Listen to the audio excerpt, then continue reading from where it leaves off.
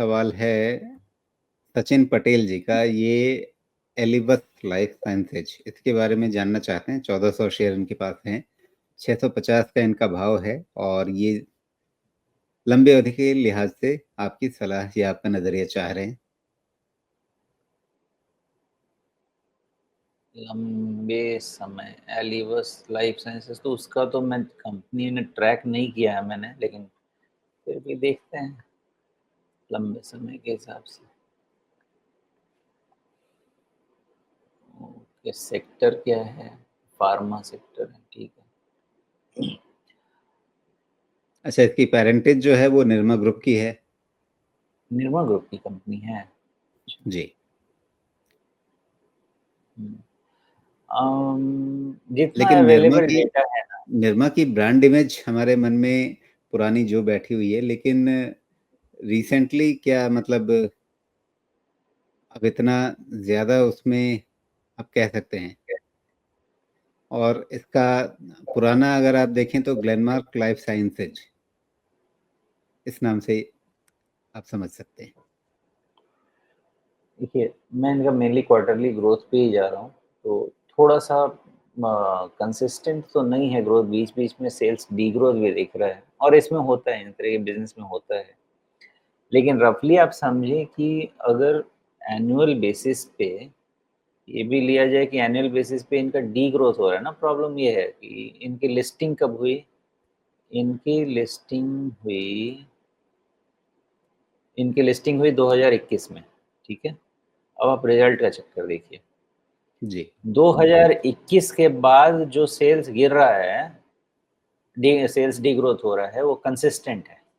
तो listing listing वाले तक को आप जो ग्रोथ है उसको तो एकदम माइनस करके चलिए, क्योंकि वहां पे तो एकदम शादी के लिए पूरा सजा वजा के लेके आया गया, चलिए।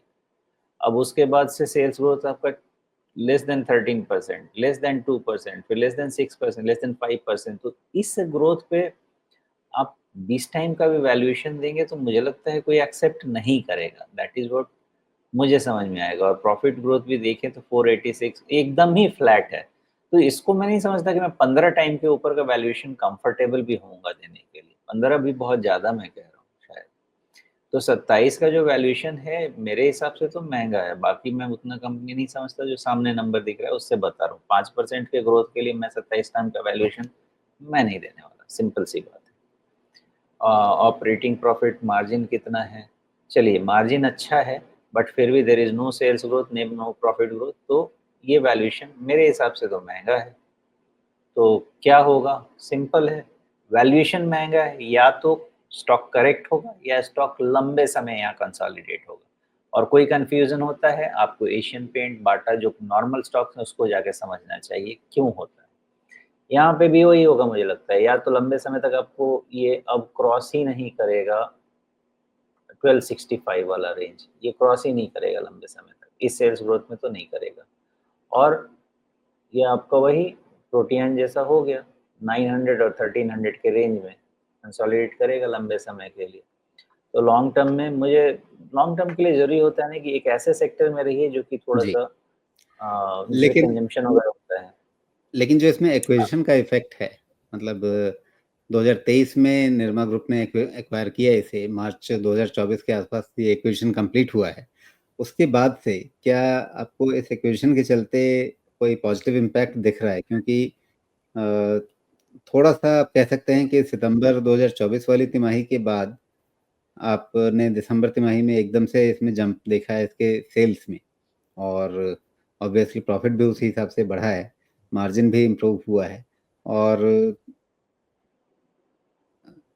इस एक्विजिशन के चलते किसी तरह का आपको लगता है कि हाँ शायद कामकाज में सुधार आ रहा हो और उसके चलते आगे इस पे नज़र रखी जा सकती है?